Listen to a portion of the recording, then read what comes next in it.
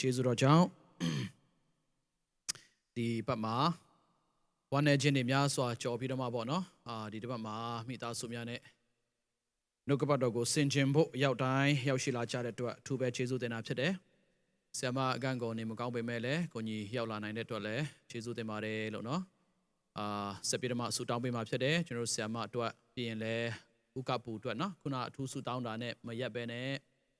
ကျွန်တော်ဥကပူအတွက်တောက်လျှောက်ဆူတောင်းပေးရအောင်လို့နော်ကြံ့ကြံ့မာနဲ့ပြန်လဲပြီးတော့မှအလုပ်ပြန်ဆင်းနိုင်ဖို့ဆူတောင်းပေးမှာဖြစ်တယ်လောလောဆယ်တော့တင်တော်မိသားစုတွေပဲဆိုတော့တီးကြမှာပဲဖြစ်တယ်အလုပ်ကလောလောဆယ်နားခိုင်းထားတာဖြစ်တယ်ဆိုတော့အဲ့ဒါဆက်ပြီးတော့မှအမြန်ဆုံးကြမှာပြီးတော့မှအလုပ်ဆင်းနိုင်ဖို့အမှန်တမ်းအရေးကြီးပါတယ်လို့နော်ဆိုတော့နှုတ်ကပတ်တော်ထဲမှာဝင်ခင်မှာအနေငယ်ကျွန်တော်ကြော်ညာဆရာလေးတွေနဲ့မိတ်ဆက်ဆရာလေးတွေကျွန်တော်ဆက်ပြီးတော့မှသွားကြပါတယ်ပြီးရင်ခုနကိုထောင်ဘောကျေးဇူးတင်တာတွေနော်သူကျေးဇူးတင်တာတွေတော်ကိုလောက်နေပါပြီအသင်းတော်နေနဲ့လည်းအထူးပဲချီကျူးစကားပြောခြင်းနဲ့လည်းအထူးပဲကျေးဇူးတင်ခြင်းတာဖြစ်တယ်ဆိုတော့ဒီအင်္ဂါနေ့ညနေစပြီးတော့မှအသင်းတော်မိသားစုများเนาะအကြီးဆုံးမှငယ်ဆုံးတိုင်းเนาะအေးရေးပြတ်တာတွေပင်ပန်းတာတွေမအားတာတွေလုံးဝရှေ့တမ်းမတင်ဘဲနဲ့မြတ်တာတရားနဲ့ကိုထောင်ဘောနဲ့เนาะရောက်ချင်းစီတိုင်းကိုနှစ်သိမ့်ကြတဲ့အတွက်အထူးပဲကျေးဇူးတင်တာဖြစ်တယ်အထူးသဖြင့်လူငယ်များတော်တော်လေးကိုเนาะအားကိုးရတာဖြစ်တယ်လူငယ်ကောင်းဆောင်ဦးမုံပြီးကိုငိုင်းမောင်းတကယ်ကိုချီးကျူးတာဖြစ်ပါတယ်လို့เนาะဆိုတော့အသင်းတော်တိုင်းကလည်းเนาะအသင်းတော်တိုင်းကလည်းကြီးတဲ့အခါမှာလှုပ်ရှားမှုလေးတွေကြီးတဲ့အခါမှာအယံကိုအားကြတာဖြစ်တယ်ဆိုတာကိုပြောချင်တာဖြစ်တယ်ပြီးရင်လည်းကလကာနောက်ွယ်ကနေပြီးတော့မှเนาะအရှိမှာအကုန်လုံးလှသွားအောင်ပြင်ဆင်ပေးတဲ့ကျွန်တော်ရဲ့ဆရာမဒေဘောရာလည်းအထူးပဲကျေးဇူးတင်တာဖြစ်တယ်เนาะရှေ့မှာတောင်းမထွက်လာပေမဲ့လည်းလက်ရာကရှေ့ကထွက်လာတယ်เนาะတကယ်ကိုချီးကျူးတာဖြစ်ပါတယ်လို့เนาะအဲ့ဒါတွေเนาะအဲ့ဒါတကယ်เนาะအသင်းတော်မှာကျွန်တော်တို့အဂျင်စီမိသားစုကလေဒီမှာဧည့်သည်နည်းနည်းလေးရှိနေတော့မှနည်းနည်းကြွားလိုက်အောင်မယ်เนาะကြည့်လိုက်ရင်เนาะတယောက်နဲ့တယောက်မုန်းတလို့နဲ့လာမထီနဲ့အကုန်လုံးစီးလုံးတယ်เนาะအဲ့ဒါမျိုးလားဆိုတော့အချောင်းတစ်ခုကြုံလာရင်ဒိန်းဆိုအကုန်လုံးအဲ့ဒါမျိုးစီးလုံးနဲ့မြင်ရတဲ့အခါမှာเนาะတကယ်ကိုဝမ်းသာတာဖြစ်ပါတယ်လို့เนาะသွားနေလေပြီးတဲ့ဥတုံလဲပြန်ကြည့်လို့ရတယ်ဆိုရင်เนาะပြန်မြင်လို့ရတယ်ဆိုရင်เนาะကောင်းကင်ကနေမြင်လို့ရတာတော့ကျွန်တော်မသိဘူးเนาะကျမ်းစာထဲမှာလည်းမပါဘူးဆိုရလေเนาะကောင်းကင်ရောက်ပြီးတော့သူရကဘာကိုကြည့်လို့ရတာတော့ကျွန်တော်မသိဘူးကြည့်လို့ရရင်ခြေနဲ့မှာပါလို့เนาะကြည့်လို့ရရင်တော်ခြေနဲ့မှာပါလို့เนาะဆိုတော့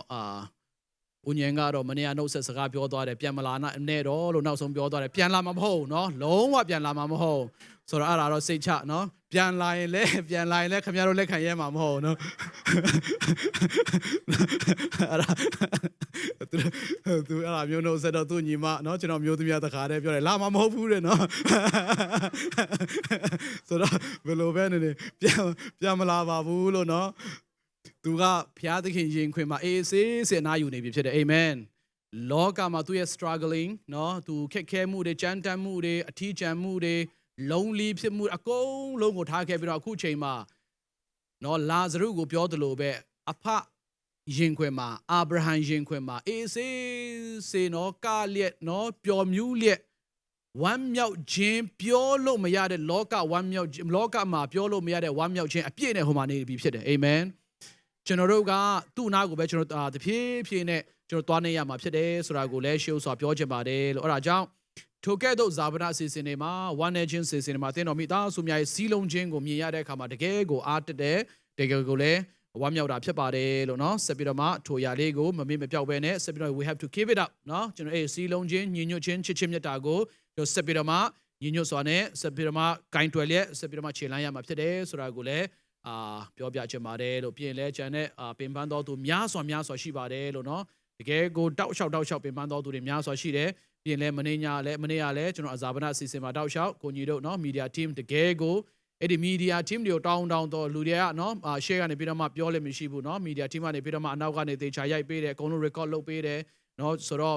Australia မှာနေတဲ့လူတွေကျန်တဲ့နေရာမှာနေတဲ့လူတွေကကောင်းသူတို့ကျွန်တော်တို့နဲ့တပြေးညီသူတို့ကြည့်လို့ရတာဖြစ်တယ်media team ကိုလည်းအထူးပဲကျေးဇူးတင်တာဖြစ်တယ်ဆိုတာကိုလည်းထပ်လောင်းပြီးတော့မှပြောချင်ပါတယ်လို့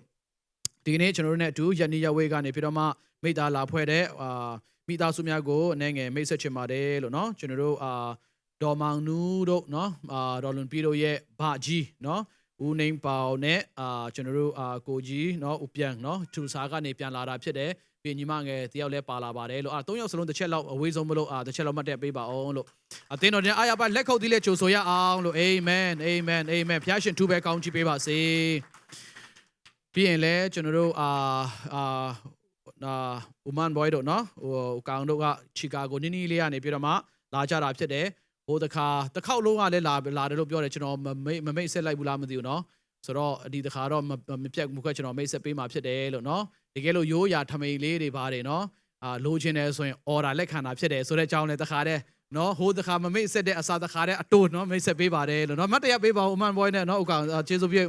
အားလုံးလက်ခုပ်သွေးကြိုဆိုရအောင်နော်အာမင်အာမင်အထူးပဲကျေးဇူးတင်ပါတယ်လို့နော်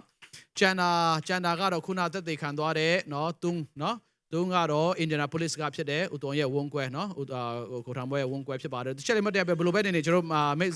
ကျွန်တော်ကြိုဆိုရအောင်လို့အာမင်ဖျားရှင်ထူကောင်းချီးပေးပါစေဖျားရှင်ထူကောင်းချီးပေးပါစေကျန်တာမိတ်ဆက်ဆရာရှိသေးလားမသိဘူးနော်ကျေးဇူးတော်ကြောင့်ကျွန်တော်ရဲ့ချေရတဲ့စန္ဒဝင်းလည်းတွေ့ရတယ်မမိတ်ဆက်ဘူးเนาะအသင်းသားပြီးရင်ဒေါ်မောင်တို့တွေပါတယ်เนาะကျွန်တော်မိတ်ဆက်ဆရာမလိုပါဘူးလို့เนาะနောက်စင်ကြာလိုက်မိတ်ဆက်ရမှာဖြစ်တယ်เนาะတော့ဘယ်လိုပဲနေနှုတ်ကပတ်တော်တဲ့ဝင်ရအောင်လို့เนาะโอเคကျေးဇူးတင်တယ်လို့เนาะဒီနေ့လည်းခင်နှုတ်ကပတ်တော်ထဲဝင်มาဖြစ်တယ်အားလုံးမတက်ပြီးတော့မှကျွန်တော်တို့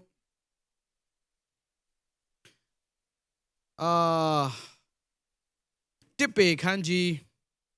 တစ်ငယ်ဆက်ကို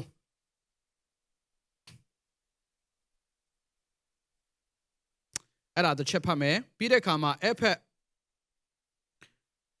ခန်းကြီးငါငယ်နဲ့ဆက်ခွန်ကိုဆက်ပြီးတော့မှဖတ်သွားမှာဖြစ်တယ်တစ်ပေကိုရင်ဖတ်ပါပဲလို့နော်နှစ်ချက်လေးဖတ်သွားမှာဖြစ်ပါတယ်လို့တစ်ပေခန်းကြီးတစ်ငယ်ဆက်ကိုတစ်ချက်ဖတ်ပါမယ်ပြီးတဲ့အခါမှာအဖက်9ခွန်ပြန်သွားပြီးတော့မှဖတ်ပါဖြစ်ပါတယ်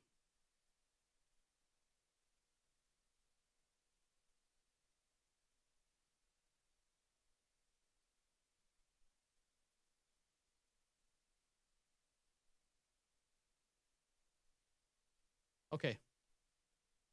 အားလုံးဒီဟာလေးကိုကျွန်တော်နဲ့အတူချေလေး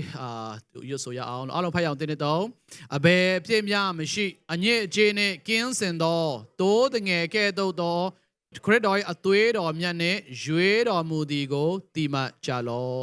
ဘာအသွေးနဲ့ရွေးတယ်လဲဆိုတော့ဘာအပြစ်မှမရှိတဲ့ခရစ်တော်ရဲ့အသွေးတော်မြတ်နဲ့ရွေးဝယ်တယ်လို့ပြောပါတယ်ပြီးရင်အဖက်ခန်းကြီးကအငယ်20ခွန်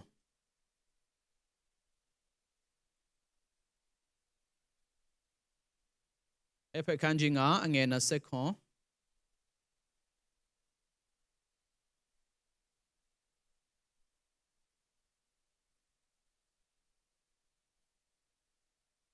โอเคအားလုံးဖတ်ရ no အဲ့ဒါကခုနောက်စားနော်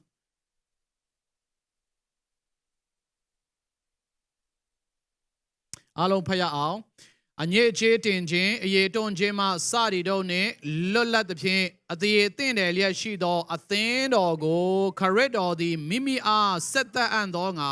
နှုတ်ကပတ်တော်ရေ၌စေးကြောခြင်းအားဖြင့်စင်ကြယ်တန့်ရှင်းစေမည်အကြောင်းထိုအသင်းတော်အဖို့လို့ငါကို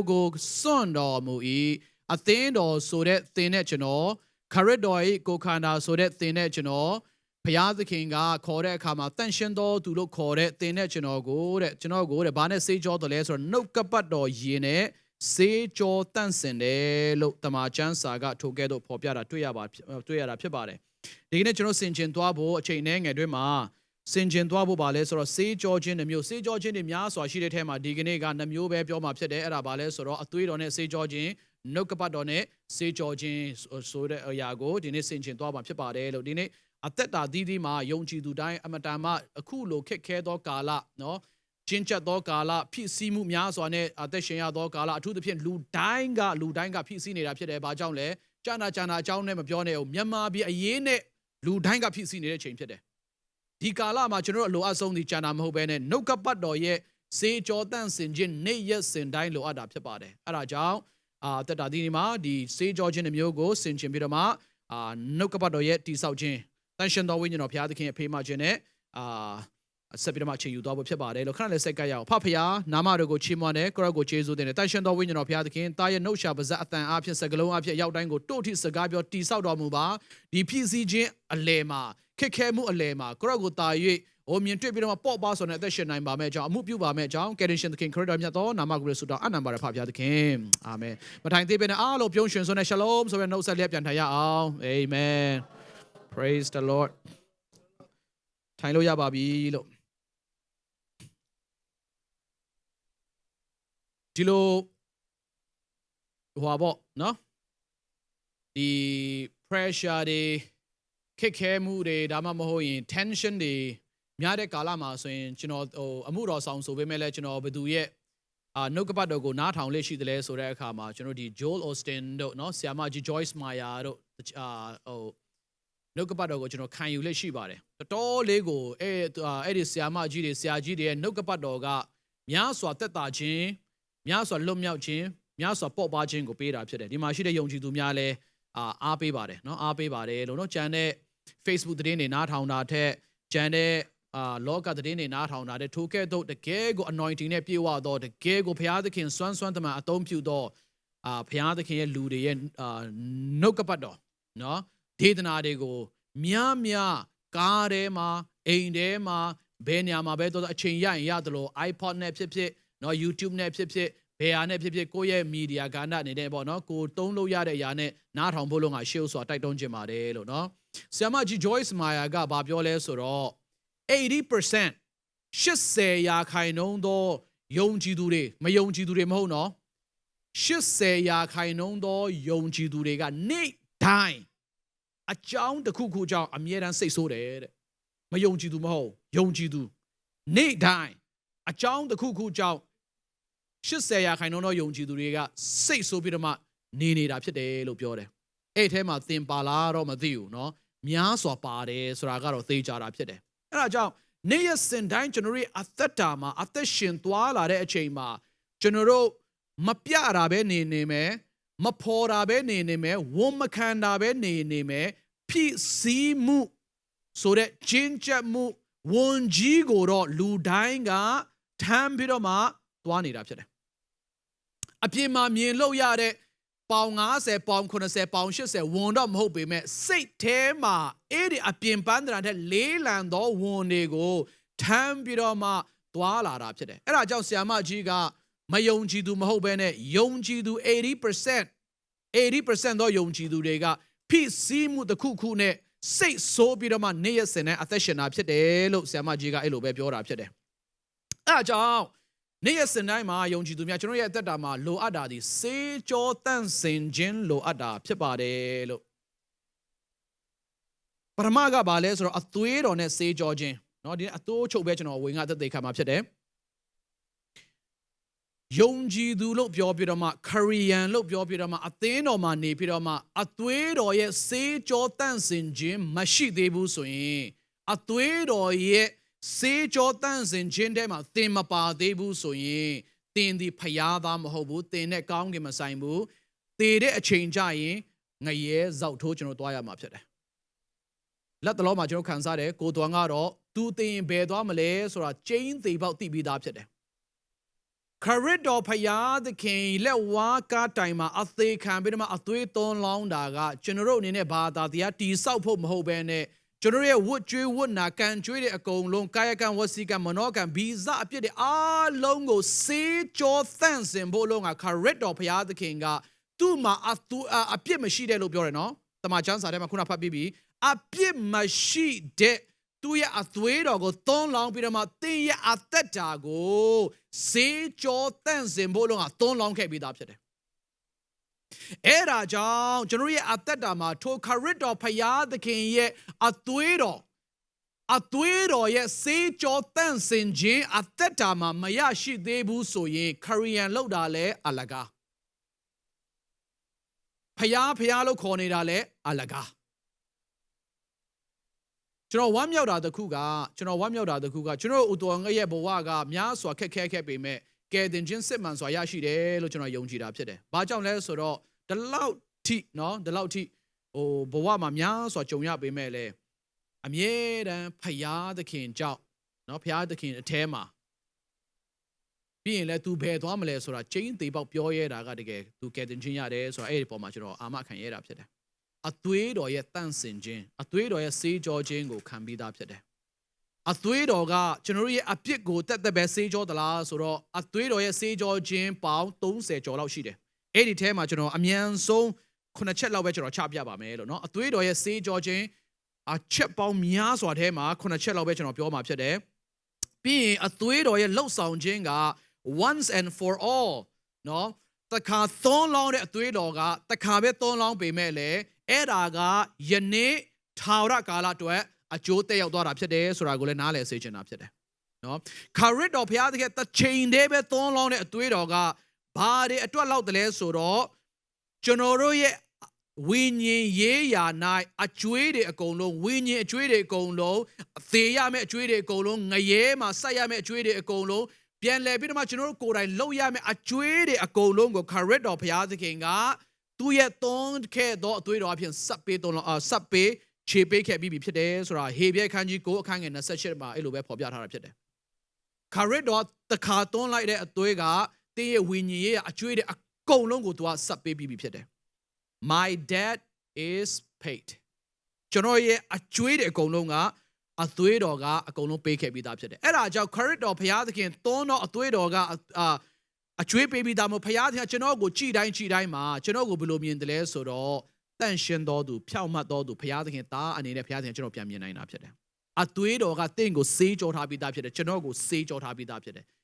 အဲ့ဒါဘာလို့ဖို့တယ်လို့ဘလို့တယ်လဲဆိုတော့ယုံကြည်လက်ခံဖို့ပဲလိုတာဖြစ်တယ်ခရစ်တော်ဘုရားသခင်ကိုမိမိအသက်သခင်ကယ်တယ်မှရှင်ဖြင့်ယုံကြည်သက်ဝင်လက်ခံသောနေ့မှာကာယကံဝစီကံမနောကံအပြစ်ကြွေးအဟောင်းတွေအကုန်လုံးကျွန်တော်ရဲ့ဗီဇဖြစ်တယ်အကုန်လုံးခရစ်တော်ရဲ့အသွေးကကျွန်တော်ကိုစေးကြောတန့်စင်ခဲ့ပြီးသားဖြစ်တယ်ခရစ်တော်ဘုရားသခင်ကိုမိမိအသက်သခင်ကယ်တယ်မှရှင်ဖြင့်မယုံကြည်မလက်ခံဘူးဆိုရင်ခရိယန်လောက်တာပဲဖြစ်မယ်ခရိဟန်ဖြစ်တာပဲရှိမယ်အသွေးတော်ရဲ့စေးကြောခြင်းတင်းရဲ့အသက်တာတင်းရဲ့ဝိညာဉ်လူထဲနဲ့ effective မဖြစ်သေးဘူးဆိုတာအားလုံးကိုနားလည်စေချင်တာဖြစ်တယ်ရောက်တိုင်းဖျားရှင်ကောင်းချီးပေးပါစေအဲ့ဒါကြောင့်ဒီကနေ့အသွေးတော်ရဲ့စေးကြောခြင်းလူတိုင်းမှာအရေးပေါ်လိုတာဖြစ်တယ်အရေးပေါ်လိုတာဖြစ်တယ်မနေ့ဖန်ကြရင်နောက်ထပ်တနားကြရင်ဘာဖြစ်မလဲမပြောတော့ဘူးကျွန်တော်လည်းမပြောတော့တင်းလည်းမပြောနိုင်ဘူးအသွေးတော်ရဲ့စေးကြောတန့်စင်ခြင်းဆိုတဲ့အပြစ်ဟောင်းစေးကြောခြင်းအသက်တာရှိဖို့အမှန်တမ်းအရေးကြီးတာဖြစ်တယ်ဒုတိယကဘာလဲဆိုတော့ဖြောက်မှတ်ခြင်းရတယ်ယောမခန်းကြီး9အခန်းငယ်9ထဲမှာအသွေးတော်ရဲ့စေးကြောခြင်းကဖျားသခင်ရှေ့မှာတင်းဒီဖြစ်သားဖြစ်ပေမဲ့အသွေးတော်ကြောင့်တင်းဒီဖြောက်မှတ်ခြင်းရတာဖြစ်တယ်နံပါတ်3မှာဖျားသခင်ရှေ့မှာတင်းဒီညစ်ညူးသောညစ်ညမ်းသောသူဖြစ်တဲ့အခြေအနေကနေပြီးတော့မှဖြူစင်စင်ကြယ်သောသူဖြစ်ဖျားသခင်ပြန်လက်ခံပေးတာဖြစ်တဲ့1ယောခန်းကြီး1ငယ်ခွန်မှာပြီးရင်4မှာကြတော့အသွေးတော်ရဲ့စေးကြောခြင်းအပြင်တင်းရဲ့ဩရပါစိတ်အတွင်းစိတ်ကြည်လင်ခွင့်ဖျားသခင်ကအသွေးတော်ရဲ့စေးကြောခြင်းကြောင့်ပြန်လဲပေးတာဖြစ်တယ်အဲ့ဒါကြောင့်ပြောတာလေကဲတင်ခြင်းရခြင်းမရခြင်းကိုအပြင်ကပြောစရာမလိုဘဲနဲ့အတွင်းသက်သေးဆိုတာအဲ့ဒါကိုပြောတာကဲတင်ခြင်းရတဲ့အခါမှာကျွန်တော်ရဲ့အပြစ်ဟောင်းတဲ့အကုန်လုံးအသွေးတော်ကစေးပြီးသားမလို့သိရင်ဘယ်သွားမလဲဆိုတာအတွင်းသက်သေးရှိတယ်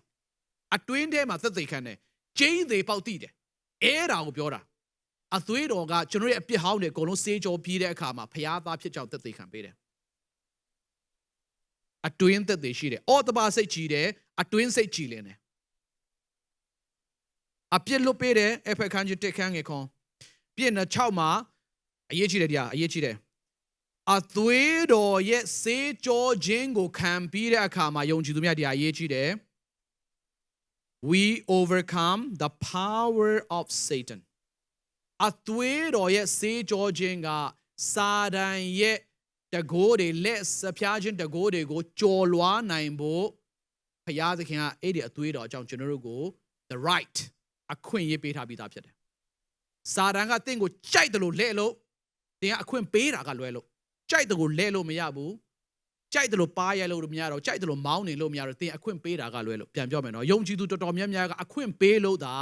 ာစာတန်ကကျွန်တော်ကိုကြိုက်တယ်လို့လဲ့နေတာအခွင့်မပေးရင်အသွေးတော်ရဲ့တကိုးအသွေးတော်ရဲ့တန့်အသွေးတော်စေးကြောခြင်းခံပြီးသားသူမလို့စာတန်တင့်ကိုထိလို့မရအေ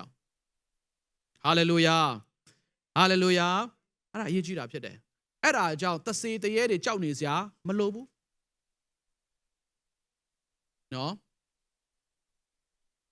လွန်ခဲ့တဲ့နှစ်ကကျွန်တော်ကိုချစ်ရတဲ့ ဥခိုင်ဖုတ်ကထားခဲ့တယ်ဒီနေ့မှာ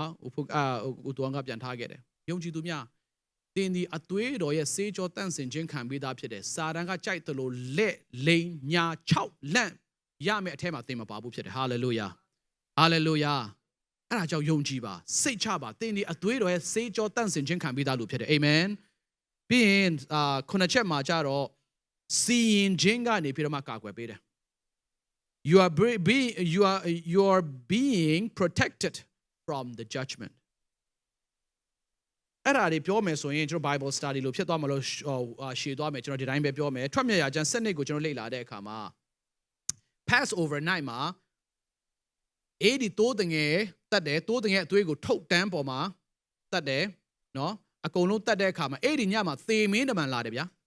သေမင်းတမန်က Egypt နိုင်ငံလုံးကိုဖျက်လာတယ်Egypt နိုင်ငံလုံးကိုဖျက်လာပြီးတော့မှဘာလုပ်တယ်လဲဆိုတော့အိမ်တကားရှိမှအသွေးတုတ်သလားမတုတ်သလားပဲကြည့်တယ်အိမ်ထဲမှာဘယ်သူနေတယ်လဲမနေတယ်လဲမကြည့်ဘူးအိမ်ထဲမှာလူကောင်းနေသလားလူဆိုးနေသလားအပြစ်သားရှိလားအပြစ်မသားလားနော်ခြေချိုးနေသလားခြေကောင်းအကုန်လုံးအဲ့ဒါ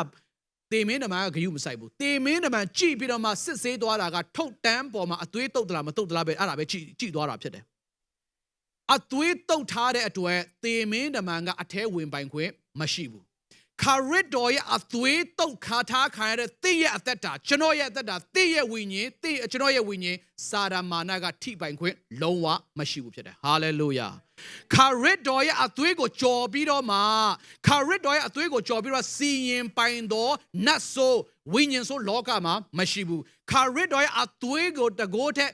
ကြီးမားသောတကိုးဘာမှမရှိဘူးအဲ့ဒီတကိုးအကြီးဆုံးအသွေးတော်နဲ့သင်ကိုခါပါလှုပ်ထားပြီးသားဖြစ်တယ်ဟာလေလုယာ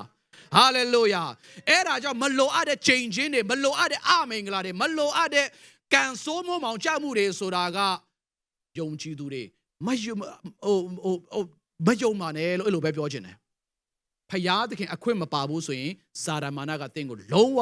ထိခွင့်မရှိဘူးဘာကြောင့်လဲတင့်ကိုအသွေးတော်နဲ့ခါပါလို့ထားပြီးသားဖြစ်တယ်ဟာလေလုယာဟာလေလုယာဖယားသခင်အရောက်တိုင်းသူပဲကောင်းချီးပေးပါစေတင်ကောင်းလို့မဟုတ်ဘူးကျွန်တော်ကောင်းလို့မဟုတ်ခရစ်တော်ကောင်းလို့ဖြစ်တယ်ဟာလေလုယာ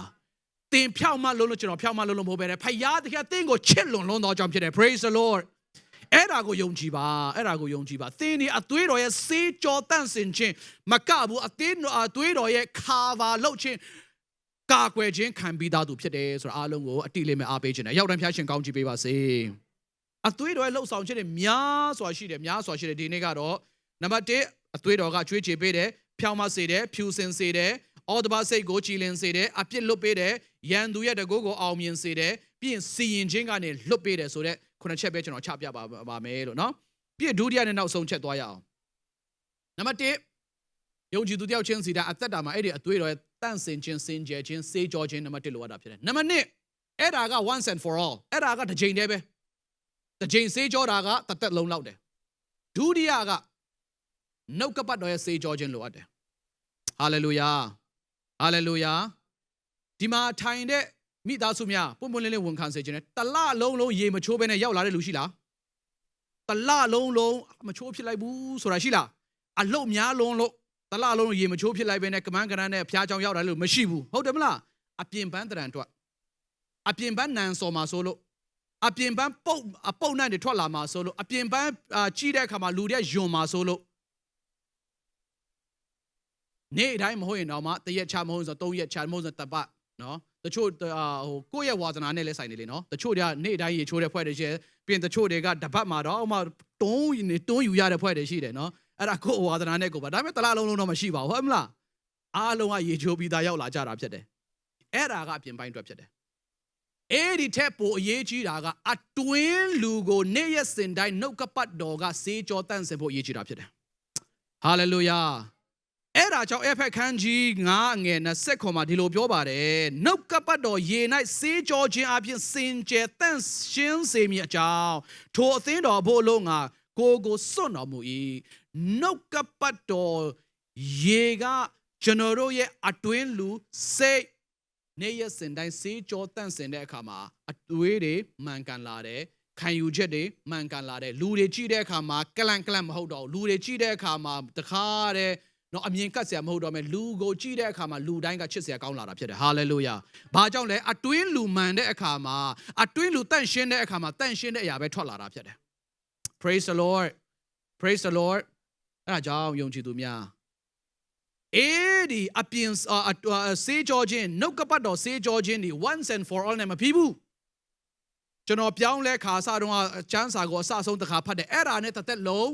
မလောက်ဘူးနေ့တိုင်းကျမ်းစာဖတ်ပြီးတော့မှအတွင်းလူကိုစေးကြောတန့်စင်ရတာဖြစ်တယ် praise the lord အသွေးတော်ရဲ့စေးကြောခြင်းက once and for all တစ်ခါစေးကြောပြီးတာနဲ့ထာဝရအတွက်လောက်တယ်နှုတ်ကပတ်တော်ရဲ့စေးကြောခြင်းက every day နေ့တိုင်းနှုတ်ကပတ်တော်ရဲ့စေးကြောတန့်စင်ခြင်းလိုတာဖြစ်တယ်အာမင်ဘာကြောင့်ဆိုတင်ကြားတဲ့တဲ့ကျွန်တော်ကြားတဲ့တဲ့တင်ကြုံတွေ့ရတဲ့အရာတွေခံစားရတဲ့အရာတွေအားလုံးကနှလုံးထဲမှာအုံနောက်ထဲမှာ filter လိုပဲဆူပြီးတော့မှနောက်ဆိုများလာတဲ့အခါမှာဘာထွက်လာတယ်လဲဆိုတော့အထဲမှာအပုပ်တွေများစွာစုတဲ့အခါမှာဘာစကားပဲထွက်လာတယ်အပုပ်စကားပဲထွက်လာတယ်မကောင်းတဲ့စကားပဲထွက်လာတယ် negative ပဲထွက်လာတယ်မလိုအပ်တဲ့ຢာတွေပဲထွက်လာတယ်ကိုယ့်ကိုမတီဆောက်တဲ့ຢာတွေပဲထွက်လာတယ်အနာဂတ်ကိုချိန်တဲ့စကားတွေပဲထွက်လာတာဘာကြောင့်လဲအထဲမှာထိုးຢာတွေပြည့်နဲ့တာတဲ့အခါမှာထွက်လာတဲ့ຢာကလည်းထိုးຢာပဲထွက်လာတာဖြစ်တယ်အဲ့ဒါကြောင့်ဖျားသခင်ကနှုတ်ကပတ်တော်ရင်းနဲ့ထိုညဉ့်ညမ်းသောຢာကိုနေရက်စင်တိုင်းစေးကြောတန့်စင်ပါလို့ကျွန်တော်တို့ကိုမိန့်ပါထားတာဖြစ်တယ် hallelujah praise the lord အရောက်တော့ဘုရားရှင်စကားပြောပါစေအဲ့ဒါကြောင့်စာလံ119မှာ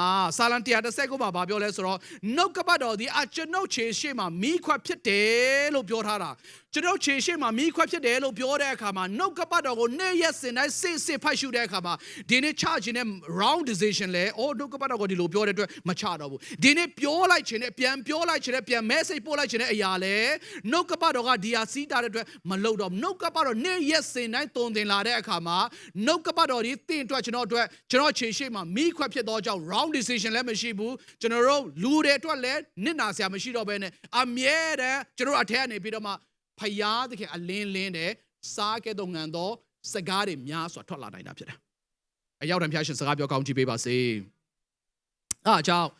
အရှင်ရှုဖျားသခင်ပြောတယ်နေရက်စင်တိုင်းနှုတ်ကပတ်တော်ရည်နဲ့စေးကြောတန့်စင်ခြင်းပြုပါဒီနှုတ်ကပတ်တော်ရည်နဲ့စေးကြောတန့်စင်ခြင်းအသက်တာမှာပါလာပြီဆိုရင်တဖြည်းဖြည်းနည်းလာပြီဆိုရင်ဘာဖြစ်လာမလဲဆိုတော့ကျွန်တော်ရဲ့အသွေးခေါ်တွေကခလုတ်တိုက်လာကျွန်တော်အမြင်တွေအကြည့်တွေအပြောတွေခံယူချက်တွေကမုံဝါလာပြီးတော့မှဝေဝါနဲ့အမောင်ထဲမှာလမ်းလျှောက်တယ်လို့ကျွန်တော်တဖြည်းဖြည်းဖြစ်လာမှာဖြစ်တယ်မလိုအပ်ဘဲနဲ့လူတွေမုန်းလာမယ်မလိုအပ်ဘဲနဲ့လူတွေပေါ်မှာအညိုးတေးထားလာမယ်မလိုအပ်ဘဲနဲ့ထစ်ခနဲ့ဆိုစိတ်ဆိုးလာမယ်မလိုအပ်ဘဲနဲ့အရာတွေခရီးယာအသက်တာ၌တီးတင်တီးထိုက်တဲ့အသီးကိုမျိုးတွေကျွန်တော်ရဲ့အသက်တာမှာမသီးတော့ဘဲနဲ့အရွက်ကြီးပဲဖြာလာတဲ့အသက်တာဖြစ်လာမှာဖြစ်တယ်အရွက်ကြီးပဲဖြာလာတဲ့အပင်သင်းဘောတပန်းပဲခရစ်တော်ဘုရားသခင်မြင်တဲ့အခါမှာဒီအချက်နဲ့စပြီးတော့သင်မှာအသီးမသီးနဲ့တော့တဲ့ခရစ်တော်မြင်ချင်တာအရွက်ကြီးပဲမြင်ချင်တာပေါ့အပင်ထွားနေတာကိုမြင်ချင်တာပေါ့အပင်ထွားမယ်အရွက်ဖြာမယ်အသီးတဲ့ပြည့်တာကိုပဲဘုရားသခင်မြင်ချင်တာဖြစ်တယ်ဟာလေလုယာခရစ်တော်ရှာတာအဲ့ဒါဖြစ်တယ်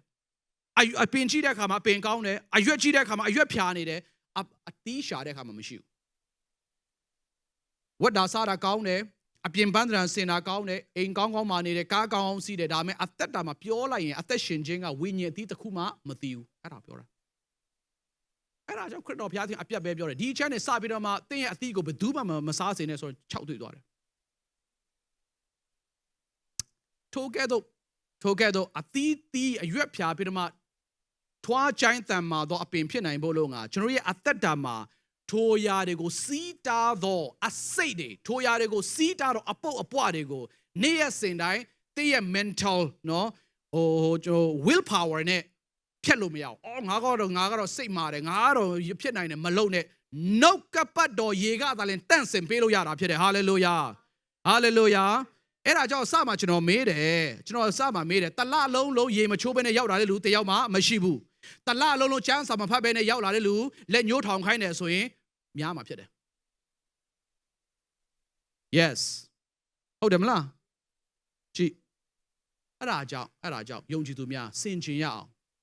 အပြင်ပန်းအပုပ်နဲ့မထွက်ဖို့ကြတော့နေ့တိုင်းလို့အပတ်တိုင်းလို့ကျွန်တော်ရေချိုးတယ်ဒါပေမဲ့အထဲကတဲ့အပုပ်နဲ့မထွက်ဖို့ကြတော့ နေ့တိုင်းကျမ်းစာအပတ်တိုင်းကျမ်းစာလတိုင်းကျမ်းစာမဖတ်ချင်ဘူးနေ့တိုင်းလတိုင်းဝိအပတ်တိုင်းကျမ်းစာမဖတ်တဲ့အခါမှာအတွင်းကနေအပုပ်နဲ့ထွက်လာတာစမ်းလားမစမ်းဘူးအဲ့ဒါကြောင့်အဲ့ဒီအတွင်းတရံကိုစေးကြောတန့်စင်ခြင်းစေးကြောခြင်း every day လို့အပ်တယ်ဆိုတာအဲ့ဒါကိုပြောတာဖြစ်တယ်အရောက်တဲ့ဘုရားရှင်စကားပြောပါစေ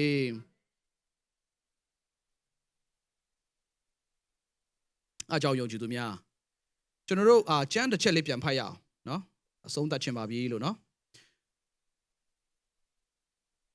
ယေရမိ23 29ကိုတစ်ချက်ဖတ်မယ်ပြီးတဲ့အခါမှာယောဟန်7ကိုပြန်ဖတ်ပါမယ်ပြီးရင်ယောဟန်15 73ကိုဖတ်ပါမယ်ဒီကျမ်းချက်လေးတွေကိုဖတ်ပြီးတော့မှအသက်တာကိုပြန်ပြီးတော့မှနှုတ်ကပတ်တော်နဲ့မိမောင်းထိုးလက်နော်အဆုံးသတ်ပိုင်းကျွန်တော်တော့မှာဖြစ်ပါတယ်လို့ယေရမိ29 sorry ယေရမိ23 29ယောဟန်7ယောဟန်15 73 Okay အားလုံးကျွန်တော်နဲ့အတူချစ်ချစ်လေးဖတ်ရအောင်တင်းနှစ်သုံးငါဤနှုတ်ကပတ်တော်သည်မိကဲ့သို့၎င်းကြောက်ကိုထုချေသောတန်သူကဲ့သို့၎င်းဖြစ်သည်မဟုတ်လောဟုထာဝရဘုရားမေးတော်မူ၏မပြောင်းသေးတဲ့အောင်တရားနည်းနည်းလေးပြောရအောင်ငါဤနှုတ်ကပတ်တော်သည်တဲ့မိကဲ့သို့၎င်းတဲ့ကြောက်ကိုထုချေသောတန်သူကဲ့သို့၎င်းဖြစ်သည်မဟုတ်နှုတ်ကပတ်တော်ဖယားသခင်ရဲ့စကားတော်နှုတ်ကပတ်တော်ကအဲ့ဖက်ထဲမှာရေလို့ပြောထားတယ်ဒီယေရမိမှာကြတော့သူကတန်သူကဲ့သို့ဖြစ်တယ်ကျွန်တော်ရဲ့မာကျောသောမာနတွေလူတွေကဖယ်လို့မရတော့မာနအဆိုင်အခဲကြီးတွေကိုတိုင်းတော့မဖယ်ရှားခြင်းတော့မာနအဆိုင်ခဲကြီးတွေကိုဖယ်ရှားအရေးပျော်ပြီးတော့မှမောင်းထုတ်နိုင်တာထွက်ခွာသွားစေနိုင်တာကတင်းရဲ့အဖေမေလဲမဟုတ်တငယ်ချင်းတွေလဲနှုတ်ကပတ်တော်ဖတ်တဲ့အခါမှာနှုတ်ကပတ်တော်ကအရေးပျော်ပေးမှာဖြစ်တယ်ဟာလေလုယာဖယ်ရှားပေးမှာဖြစ်တယ် praise the lord အဲ့ဒါကြောင့်ငါဤနှုတ်ကပတ်တော်သည်တဲ့အဲ့ဒါကြောင့်နေ့ရက်စဉ်တိုင်းနှုတ်ကပတ်တော်ရဲ့စေးကြောခြင်းလိုတာအဲ့ဒါတွေကြောင့်လိုတာဖြစ်တယ်ငါဤနှုတ်ကပတ်တော်သည်တဲ့မိကဲ့သို့၎င်းကြောက်ကိုထုချေသောတန်သူကဲ့သို့၎င်းဖြစ်သည်မဟုတ်လောယုံကြည်သူများအဲ့ဒါကြောင့်ကျွန်တော်အစမှပြောပါတယ်နေ့တိုင်း Facebook သတင်းတွေနားထောင်တာထက်ကြံတဲ့ BBC တွေ CNN နားထောင်တာထက်ဆရာမကြီး Joyce Meyer တို့ Joel Osteen တို့တင်တို့အထင်ကြီးတဲ့ဆရာကြီးတွေဗိတ်သိမ့်နဲ့ပြည့်တဲ့ဆရာကြီးတွေရဲ့ဒေသနာတွေနှုတ်ကပတ်တော်တွေကိုကားထဲမှာအိမ်ထဲမှာ iPod နဲ့ iPad နဲ့ YouTube နဲ့အကုန်လုံးနေ့ရက်စဉ်နဲ့နားထောင်ပါအဲ့ဒါတွေကလည်းနှုတ်ကပတ်တော်ကြီးဖြစ်တော်ကြောင့်သင်ရဲ့အသက်တာကိုစေးကြောတန့်စင်ပေးမှာဖြစ်တယ်ဟာလေလုယာဟာလေလုယာကျန်တဲ့အလွမ်းအဆွေးသချင်းတွေနားထောင်တာတဲ့ကျန်တဲ့နိုင်ငံရေးသတင်းတွေကိုကြီးပဲနားထောင်တာတဲ့ဖယားရဲ့နှုတ်ကပတ်တော်ကိုများအချိန်ပေးပြီးတော့နားထောင်ပါအထဲကအဆိုင်အခဲတွေအထဲကပူပန်မှုတွေပူလောင်မှုတွေအဲ့ဒါကစေးကြောတန့်စင်ပေးမှာဖြစ်တယ်အဲ့ဒါကြောင့်နှုတ်ကပတ်တော်ရေရဲ့စေးကြောခြင်းဒီနေ့ရက်စင်တိုင်းယုံကြည်သူရဲ့အသက်တာမှာလိုအပ်တာဖြစ်တယ် praise the lord အဲ့ဒါကြောင့်ဆရာမကြီး Joyce Meyer ပြောတာယုံကြည်သူ80%ကနေ့တိုင်းလို့အကြောင်းတစ်ခုခုကြောင့်စိတ်ဆိုးနေတယ်ဆိုတာကနှုတ်ကပတ်တော်ရေရဲ့စေးကြောတန့်စင်ခြင်းမရှိတော့ကြောင့်နှုတ်ကပတ်တော်ရေရဲ့စေးကြောတန့်စင်ခြင်းနေ့ရက်စင်တိုင်းခံတယ်ဆိုရင်80% ထဲမှာသိမပါဘူးကျွန်တော်မပါဘူးဟာလေလုယာဟာလေလုယာအဲ့ဒါကြောင့်ယုံကြည်သူများနှုတ်ကပတ်တော်ရေရဲ့စေးကြောတန့်စင်ခြင်းသင်မှာနေ့တိုင်းလိုအပ်တာဖြစ်တယ်ယောဟန်ခန်းကြီး7ကိုဖတ်ရအောင်ကဲအားလုံးဖတ်ရအောင်တင်းတော့ကိုတော်ဤတမန်တရားအားဖြင့်သူတို့ကိုတန့်ရှင်းစေတော်မူပါဟောဘာအားဖြင့်လဲကိုတော်ဤတမန်တရားအားဖြင့်သူတို့ကိုတန့်ရှင်းစေတော်မူပါနှုတ်ကပတ်တော်တမန်တရားကကျွန်တော်တို့ကိုဘာလုပ်ပေးလဲတန့်ရှင်းစေတယ်ဘာလုပ်ပေးလဲတန့်ရှင်းစေတယ်ညဉ့်ညမ်းစေတာမဟုတ်ဘူးမန်ထောင်စေတာမဟုတ်ဘူးကောက်ချစ်စေတာမဟုတ်ဘူးလိမ့်လဲစေတာမဟုတ်ဘူးဘာလုပ်စေလဲတန့်ရှင်းစေတာဖြစ်တယ်ဟာလေလုယာဟာလေလုယာအဲ့ဒါကြောင့်နေ့ရက်စဉ်တိုင်း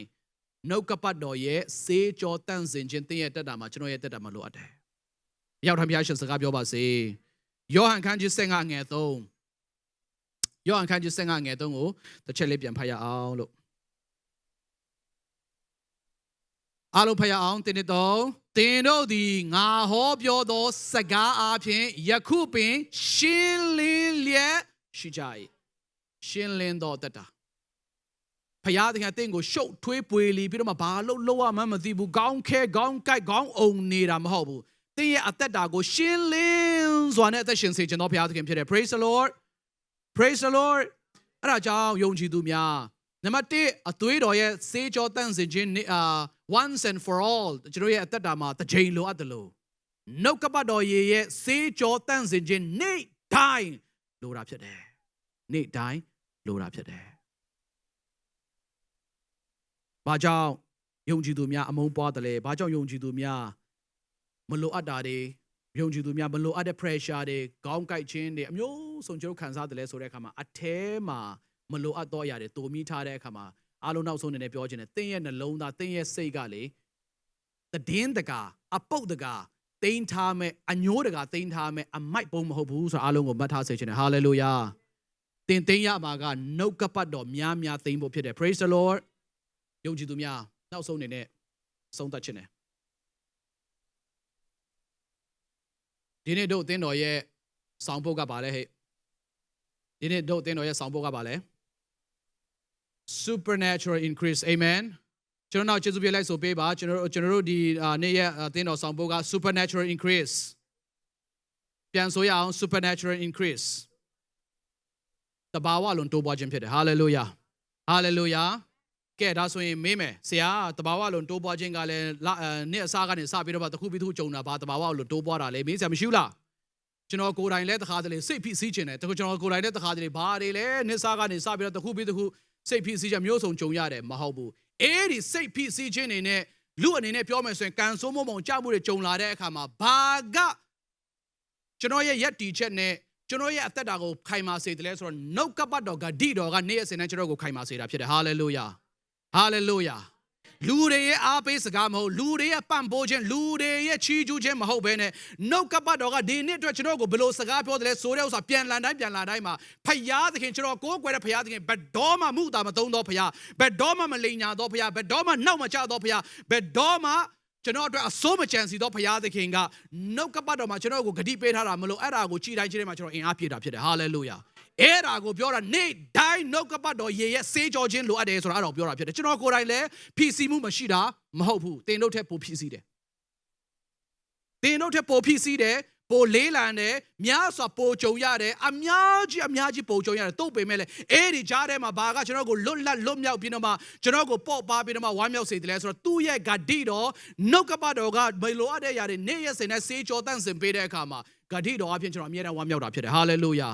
ဟာလေလုယာယုံကြည်တာကဒီနေ့ထဲမှာဘုရားသခင်ကြီးစွာသောအမှုအသင်းတော်အတွက်များစွာပြုအောင်မှာဖြစ်တယ် praise the lord hallelujah hallelujah ယုံကြည်စွာတဲ့ထိုဘုရားသခင်အားပါလက်ခုပ်တီးချီးမွမ်းရအောင် praise the lord ကြည်နေပါ2021မှာဘုရားသခင်ကမမြင်ဘူးတဲ့အမှုများစွာအသင်းတော်အတွက်ပြုအောင်မှာဖြစ်တယ်ကျွန်တော် emotionally လိုချင်တာကိုပြောတာမဟုတ်နှုတ်ကပတ်တော်ကကျွန်တော်ဒီနေ့အစမှာကျွန်တော်စကားပြောထားပြီးသားဖြစ်တယ်ကျွန်တော်ဂတိပေးထားပြီးသားဖြစ်တယ်အခုမြင်နေရတဲ့ຢာတွေကြည့်ပြီးတော့ဟဲ့ငါတို့အသင်းတော်ဘာဖြစ်အောင်မလဲမထင်နဲ့ဘာမှမဖြစ်ဘူးပို့ပြီးမှတိုးတက်လာမှာဖြစ်တယ် hallelujah hallelujah များစွာသောအမှုအသစ်တွေမြင်ရအောင်မှာဖြစ်တယ် praise the lord praise the lord ကျွန်တော်ကိုးကွယ်တဲ့ဘုရားကဘယ်တော့မှမှုတာမသုံးပါဘူးဘယ်တော့မှမလိမ်ပါဘူးဘယ်တော့မှနောက်မကျပါဘူးဘယ်တော့မှအသင်းတော်အတွက်ကျွန်တော်တို့သင်တို့တယောက်ချင်းစီတိုင်းအတွက်အစိုးမကြံစီသောဘုရားသခင်ဖြစ်တယ် hallelujah hallelujah အဲ့ဒါကြောင့်ယုံကြည်သူများနေ့ရက်စဉ်တိုင်းအဲ့ဒီနှုတ်ကပတ်တော်ရဲ့စေးကြောခြင်းထဲမှာသွားလာတယ်ဆိုရင်ပေါ့ပါတယ်ဝမ်းမြောက်တယ်ခိုင်မာတယ်ရက်တည်နိုင်တာဖြစ်ပါတယ်ဘဝမုန်တိုင်းတွေကိုလည်းကြော်လွှားနိုင်တာကနှုတ်ကပတ်တော်ရဲ့စေးကြောခြင်းအပြင်သာလျှင်ကြံ့ခံနိုင်ခွင့်ပေးတာဖြစ်ပါတယ်အားကြောင့်နောက်ဆုံးနေပြောပါမယ်အသွေးတော်ရဲ့စေးကြောခြင်းသိမှာလိုအပ်တယ်ကယ်တင်ခြင်းတနည်းအားဖြင့်ထာဝရအသက်တနည်းအားဖြင့်လိုအပ်တယ်အဲ့ဒါပြင်တော့ခရိယန်အသက်တာမှာရှောက်လန်းတဲ့အခါမှာနေ့တိုင်း Facebook ရဲ့စေးကြောခြင်းမဟုတ်ပါဘူးသတင်းမီဒီယာရဲ့စေးကြောခြင်းမဟုတ်ပါဘူးနော်လူတွေရဲ့ပြောတဲ့စကားရဲ့စေးကြောခြင်းမဟုတ်ပါဘူးနှုတ်ကပတ်တော်ရဲ့စေးကြောခြင်းနေ့ရက်စဉ်နဲ့တင့်သက်တာမှာလိုတယ်ကျွန်တော်ရဲ့သက်တာမှာလိုအပ်တယ်ဟာလေလုယာဟာလေလုယာအဲ့ဒါကြောင့်ထိုကဲ့သို့နှုတ်ကပတ်တော်စေးကြောခြင်းနဲ့နေ့ရက်စဉ်နဲ့တန့်စင်စွာနဲ့အသက်ရှင်ပြီးတော့ဖယားသခင်ဘုန်းဆောင်လက်ဖယားသခင်ဘုန်းတော်ဘို့လုံးကအသက်ဆက်ပြီးတော့အသက်ရှင်ရအောင်ဆိုပြီးတော့ဤများလောက်နဲ့တိုက်တွန်းခွန်အားပေးပါတယ်လို့အရောက်တဲ့ဖျားရှင်သူပဲစကားပြောကောင်းချီးပေးပါစေအားလုံးမတက်ပြီးတော့ကျွန်တော်ပွဲတော်ထဲဝင်သွားမှာ